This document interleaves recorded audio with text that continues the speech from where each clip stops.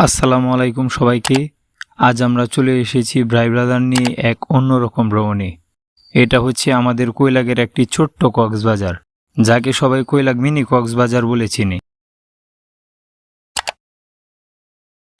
আজকে আপনাদের দেখাবো আমাদের গ্রামের সবচেয়ে সুন্দর আর ভাইরাল জায়গা, যেটাকে সবাই বলে মিনি কক্সবাজার। সবাই বলে এখানে আসলে নাকি কক্সবাজারের ফিল পাওয়া যায়। এই জায়গাটাকে মিনি কক্সবাজার বলার পেছনে যে সত্যিই কারণ আছে সেটা বুঝলাম এখানে এসে। আর অবাক ব্যাপার হলো এখানে প্রচুর লোক ঘুরতে আসে। হাসি জলখিলি আর দুষ্টুমিতে ভরা এক সোনালি সকাল। আমার সাথের বন্ধুরা কেউ পানি ছুঁড়ে মারছে, কেউ ডুব দিচ্ছে, কেউ আবার সেলফ দাঁড়িয়ে ঢেউয়ের মজা নিচ্ছে। যাদের পকেটে টাকা নাই তারা আমাদের এই কৈলাগ মিনি কক্সবাজারে আসতে পারেন। এটা ছিল আমাদের ছোট্ট একটি রঙিন ভ্রমণ।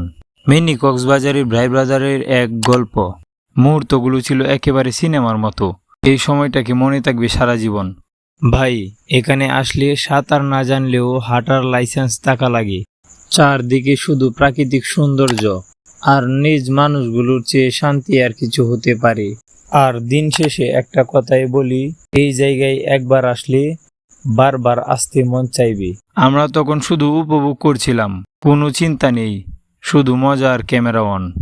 এই মুমেন্টটা ছিল এক কথায় প্রাইসলেস। যারা এখনো মিনি কক্সবাজারে আসেননি আপনাদের বলবো একবার আসুন। যাদের কক্সবাজারে যাওয়ার সময় নেই তাদের জন্য এটা হতে পারে ছোটোখাটো স্বর্গ। আর বন্ধুদের সাথে যদি আসেন তাহলে তো কোনো কথাই নেই, এই সময়টাকে মনে থাকবে সারা জীবন। ভাই রে ভাই, এটা কক্সবাজার না, এটা টিকটক বানানোর নতুন স্পট। এখানে সবাই টিকটক আর ছবি তোলা নিয়ে ব্যস্ত থাকে।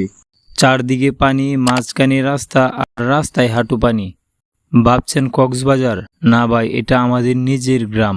এই জায়গায় প্রতিদিন শত শত মানুষ আসে, কেউ গোসল করতে, কেউ ঘুরতে, কেউ শুধু ছবি তুলতে। যদি আপনাদের ভালো লেগে থাকে তাহলে অবশ্যই লাইক, কমেন্ট, শেয়ার করুন।